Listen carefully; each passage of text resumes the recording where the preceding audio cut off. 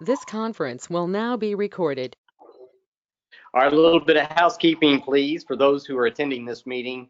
If you would please mute your phone or your speakers while you're not speaking, and give Congressman Jody Hice the floor. But I want to welcome everyone to today's webinar, which features Georgia Congressman Jody Hice, who represents Georgia's 10th Congressional District.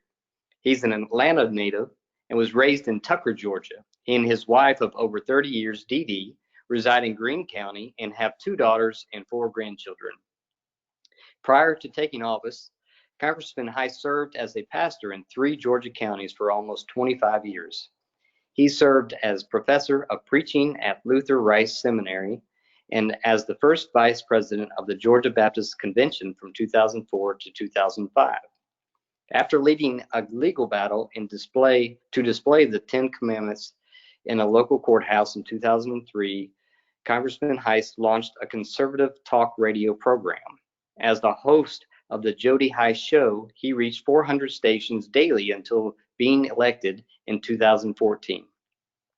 Congressman Hice took office in 2015 and is the communications chair of the House Freedom Caucus, leading the group's messaging efforts on a weekly podcast.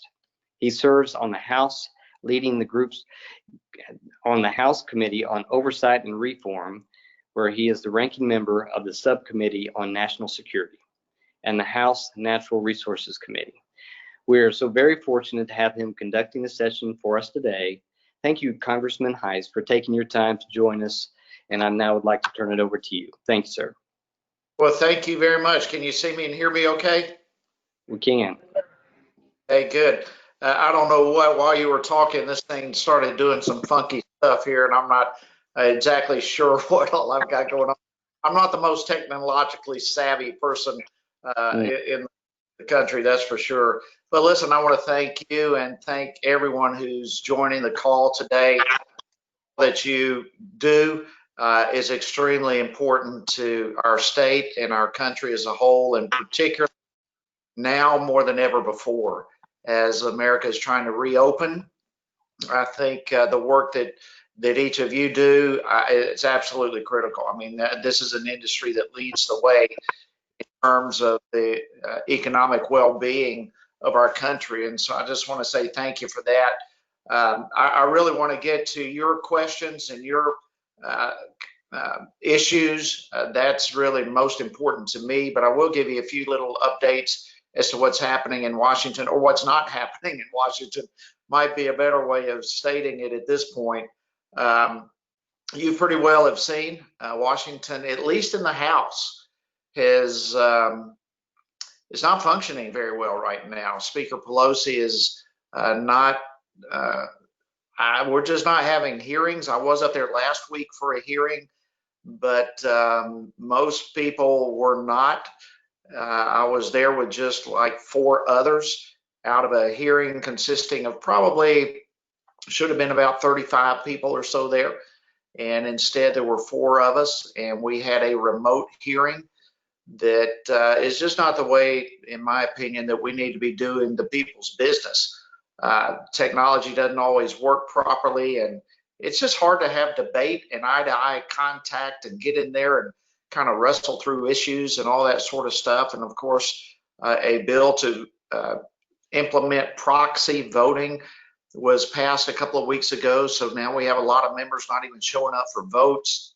And the same is happening in hearings. So we're having these remote hearings. This is very awkward and certainly not the best way of doing things. The way I look at it, the White House is showing up every day doing their work. The Senate is in session doing their work, and I believe the House of Representatives should as well. Obviously, taking precautions, but we're able to do that. Now we're watching all across the country, businesses coming back to work. Georgia, as we all know, has led the way for our country to go back to work. And I think it's time for the House of Representatives to do the same thing. And why we're operating the way we are right now makes absolutely no sense to me. That being said,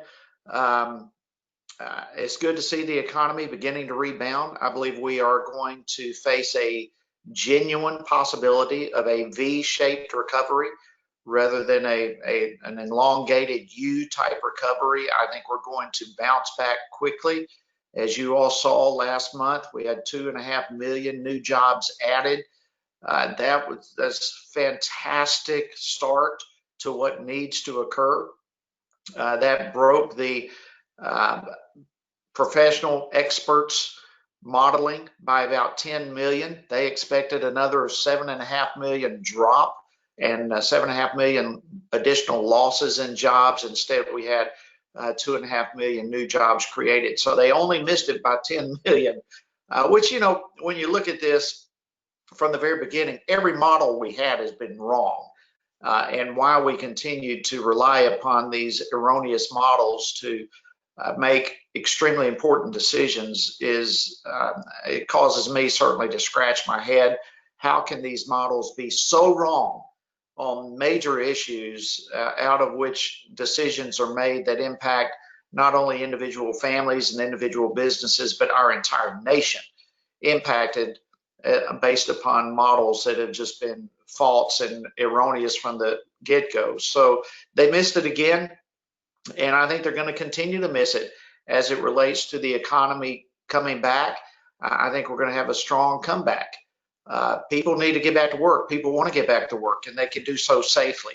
Your industry is right in the middle of that. I think we're still seeing strong housing market, and construction across the board is, I think, is very positive. And so I just want to hats off to every one of you and the amazing work that you do. And I cannot stress enough how important your industry is to leading our country back to an economic recovery. I believe you all are going to be part of the tip of the spear, as it were, to help us come back into a strong economy. Now, with that, I obviously want to say thank you for all the support you have provided me over the years. Cannot adequately say thank you enough. Y'all have been there from the get-go.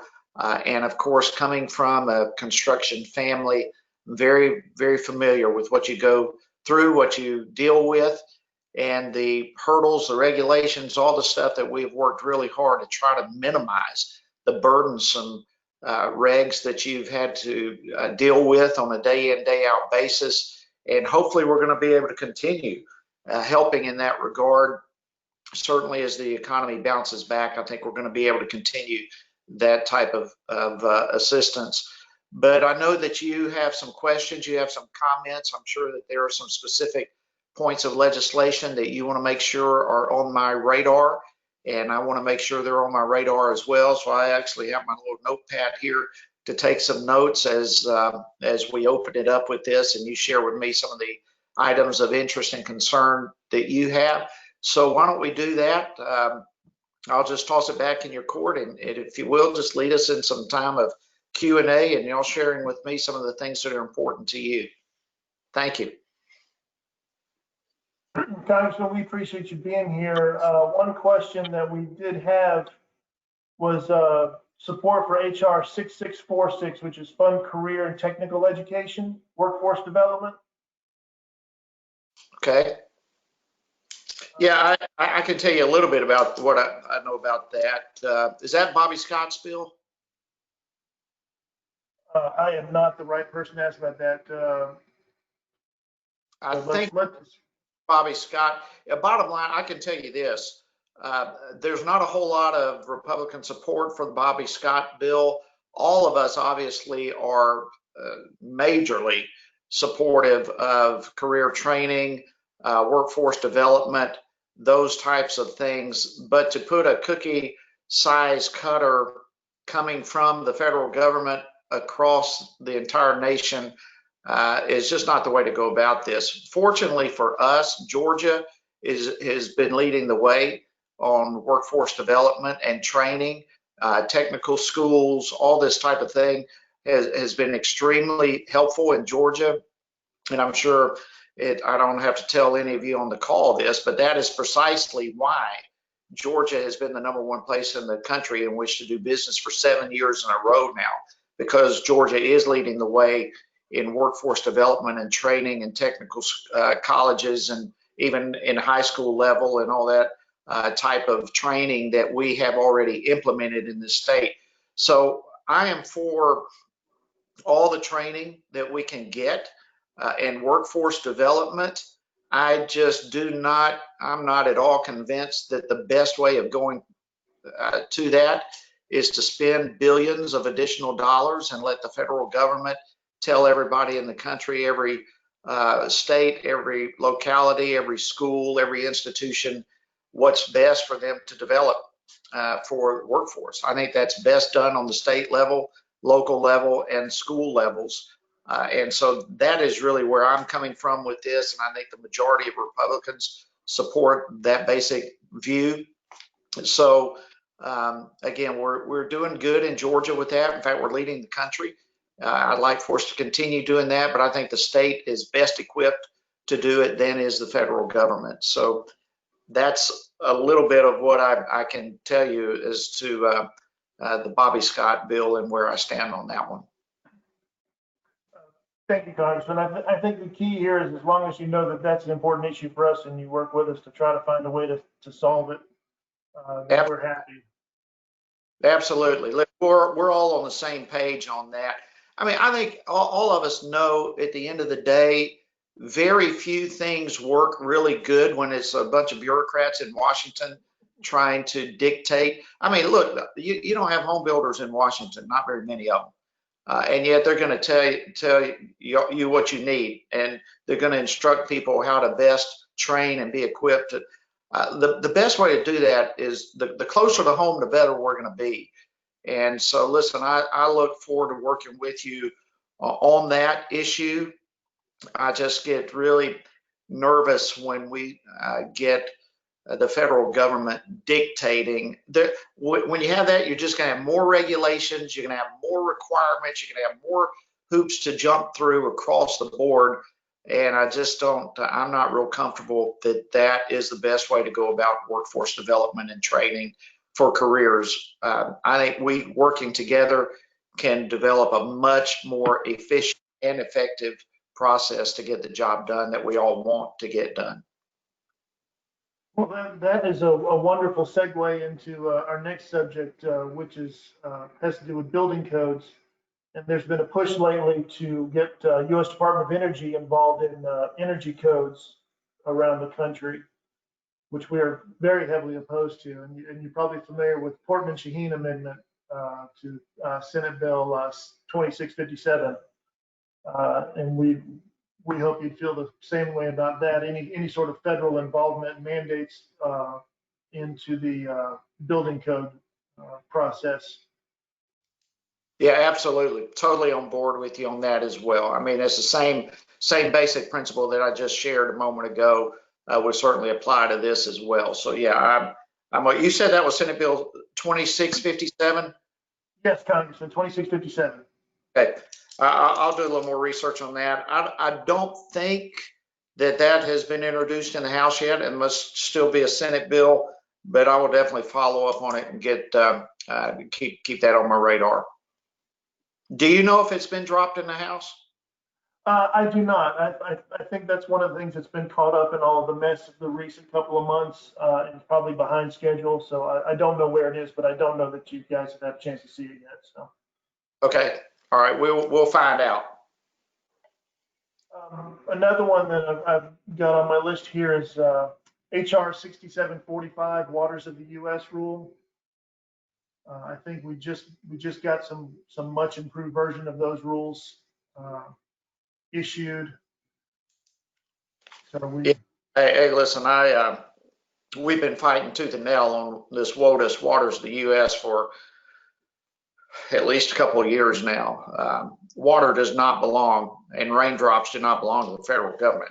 For the audacity to think that it does, and that any little creek or pond or puddle is navigable, it's insane to me. We're fighting everything we can to protect the rights of homeowners and landowners, property owners, and not enable the federal government to come in and start dictating how those properties can be used simply because there's a little bit of water on there. So yeah, we're totally on board with you on that. And this has been an issue. One of the committees, of course, I serve on is natural resources, and this has come up several times over the last few years. And yeah, we're fighting hard against this WOTUS in any and every shape, form, and fashion. We're fighting. They're getting creative for ways to define it that way. So we yeah, up on that. Yeah. I've got another question, but I want to remind everybody, if you've got a question you'd like to ask the Congressman, please type it into the chat box. There's a little chat bubble in the upper right-hand corner of your window. If you click on that, it'll open up a chat window. And if you've got any questions, please type them in there. Another question I've got, and this one's certainly more self-serving than the others, is expansion of the PPP program to include 501c6 organizations. I get the hesitancy to do that because there's a lot of lobbyists at 501c6 organizations in Washington, D.C. that could theoretically benefit from this, but there's also a lot of small local home builders associations who have never once in their lives lobbied anybody in Washington, D.C. who could certainly benefit from that program. So if you could find your way to help craft some language that would enable them to take advantage of this opportunity, we would really appreciate it. Yeah, listen, that's a great point. We, to be very honest with you, it was actually the chamber who contacted me early on, probably ago, that they were not included. I think most people thought that they were included in the original PPP bill, and the nonprofits 501c6 as a whole. And of course, we started doing research, and it's all come out now that indeed they were not included. So we have been involved in a push to try to get them included, and you know, and all's going well on that end. But I think actually now is a good time for people to make applications for 501c6s.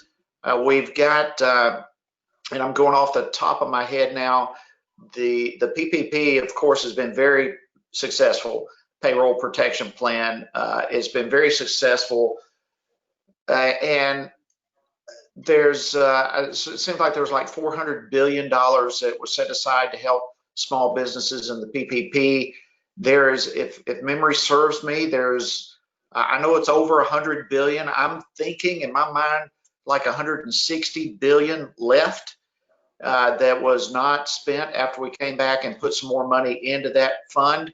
And now that we are seeing some relief in the economy and businesses going back to work, starting to make more money, we are seeing a drastic decrease in applications, obviously, because people are starting to go back to work. So for your nonprofits, your 501c6s, now actually is probably a very good time to begin that application process, because there are funds that are available and there's not a whole lot of requests for those funds. So I'll just kind of put that bug in your ear for those that may be in need of those particular funds as a 501c6. So good question. Thank you. Thank you, Congressman. One thing that's coming up at the state level, there's several states that have started passing legislation that is providing immunity to employers to shield them from litigation against either employees or customers who catch COVID. And most of them are specifically addressed essential businesses. And I didn't know if that was anything that's been discussed at the federal level. Oh yeah, absolutely there is. And we've got to have the protection against lawsuits. And I will tell you this, of course, I'm not in the Senate, but I will tell you this, that is a top priority for Mitch McConnell. He has talked about this over and over and over and over, that he is going to make sure that there is protection. We cannot open up a Pandora's box of lawsuits if someone claims that they got COVID-19 at work or at a business that they went to. You just can't. In the first place, how do you ever prove that? How does a person prove that they caught COVID-19 at this store or that store or at work. I mean, I don't know how that could ever be proven in fact, but what we do have is a wide open door for lawsuits unless we provide some protection. And that protection basically would apply to businesses that do responsibly what they can. They take responsible action to be safe. So there's hand sanitizers, there's masks, there's social distancing, there's whatever the guidelines for their particular industry are. They are, to the best of their ability, trying to meet the guidelines. In that case, the effort would be that they cannot be sued if someone does contract COVID-19. Now, it's a totally different situation if there's neglect, if there's businesses that are doing nothing to provide some degree of protection or responsible conduct for social distancing or whatever. Then I suppose those businesses could potentially still be vulnerable to potential lawsuits.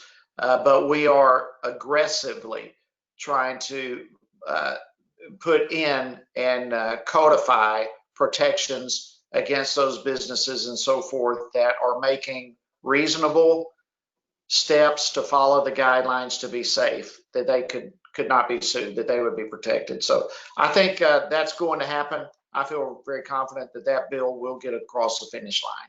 But very, very good question. Great, thank you, Congressman. Do you see anything like that similarly addressing workers' compensation claims? In what way? Well, for example, if somebody catches COVID and they file a workers' compensation claim against their employer for catching COVID at work. Yeah, I mean, I think the same thing would apply if the work environment was taking some general precautions to avoid the spread, that they were not being reckless. That I think, yeah, it would apply across the board, is my understanding. Again, there's not a bill across the finish line. There is a lot of discussion, but from everything I'm hearing, it would protect any environment where there were even churches. I mean, it would protect across the board, businesses, nonprofits, any place where there is reasonable, authentic attempts to try to keep employees and patrons safe, that they would not be able to be sued. So yeah, I think it would definitely include that. That would be some very helpful legislation. I guess that kind of leads into the next thing is, you mentioned that things are starting to pick back up. I think a lot of people have the feeling that some members of Congress see this as an opportunity to push agendas rather than actually promoting real help for people. Do you see the next wave of relief legislation coming, and is it going to be as crazy as some people have promoted, or is it actually going to be focused on helping people?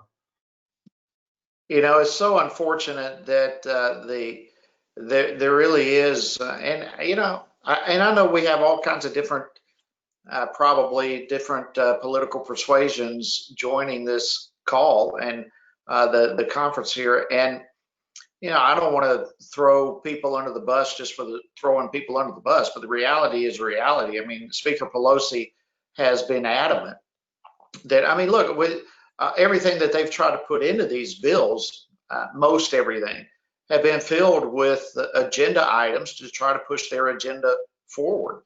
The election reform, what does that have to do with COVID-19?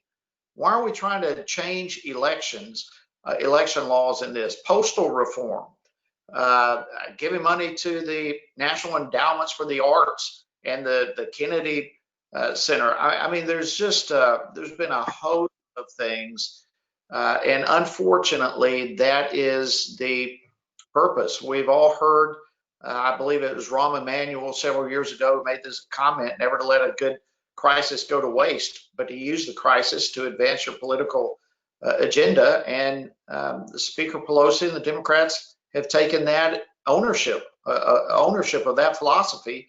And unfortunately, I don't believe that's going to change as we continue trying to help the American people. I believe they are going to continue to try to advance their political agenda on the backs of a crisis. And now that I fully expect that to be on the backs of what's happening across our country with police departments and the racial issue, be it with COVID-19, be it with spurring the economy. It doesn't matter what the issue is. The makeup of the current Democratic leadership is to use the current situation to advance their agenda.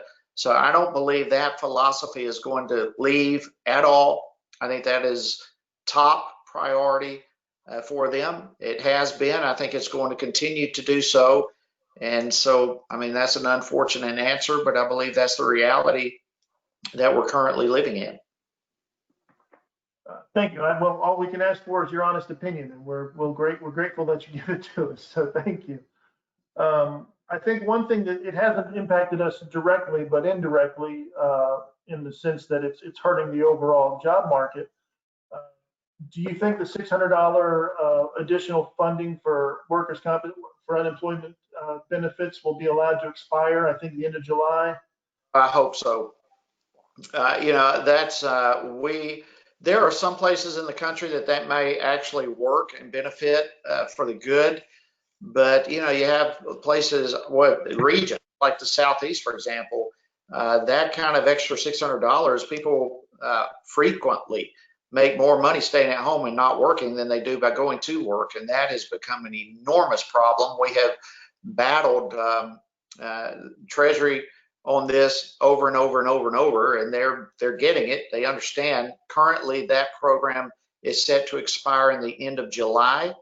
I'm hopeful that we will see enough increase in the economy that it will not need to be expanded.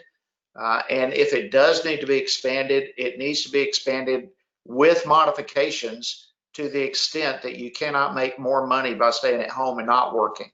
That is, how do you spur the economy? How do you get people to go back to work if you're going to pay them more to not work? I mean, at the end of the day, that's a foolish method of trying to get the economy back online. And so that was a big mistake that was made. Hindsight is always the best view to look at certain things, but that was a big mistake. And there again, I mean, let's face it, that's another example of the federal government having a one-size-fits-all approach. I mean, when you have the cost of living in places like New York or California or wherever, where that extra $600 still does not meet the monies that people made while they were at work, but that extra $600 is more money than places with normal cost of living expenses than what people can make if they're going at work. The one size fits all approach rarely ever works when the federal government's involved. And that's that goes back to what we were talking about a little while ago with the Bobby Scott bill and the training. You just can't have one size fits all. And the federal government doesn't have all the answers. So they don't need to be dictating this. But yeah, I think this program is going to end in July. I hope it does. And if there is expansion, it needs to do so with some modifications to the program. Yeah, I think a lot of us believe that putting that money into the PPP program and expanding that would do a whole lot more good than paying people to stay home that way. So we appreciate your viewpoint on that. Well, I don't see any more questions coming in. Okay. So I guess that means you've covered everything thoroughly and you're good to go. Well, thank y'all so much again for all that you do. Y'all are just amazing, and I'm deeply grateful, and I appreciate you taking the time to set this meeting up and have us stay connected. And I would just ask you, please stay connected with us in our office. Make sure that items that are of importance to you are on our radar. That is the biggest ask that I would have of you. So thank you. Great, Congressman. We appreciate you. Thank you, Congressman Hice. Y'all have a great day. Thank you, sir. Thank you, everyone, for attending. Thank you, Frank. Thank y'all. Bye-bye.